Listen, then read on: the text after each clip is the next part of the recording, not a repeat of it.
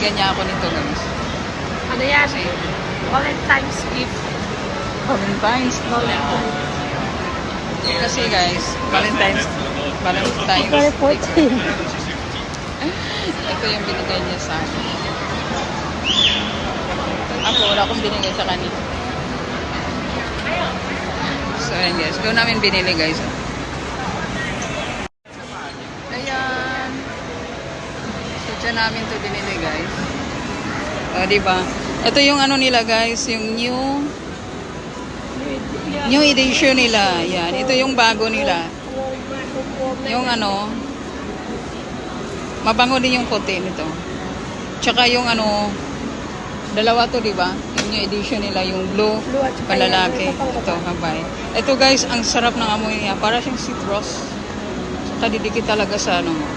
Didikit talaga sa ano. So, naman guys. Oh. Thank you, madam. Hi, madam. Thank you. Satisfied ko ba kagabi, madam? Kaya binilan mo ako nito. Ha?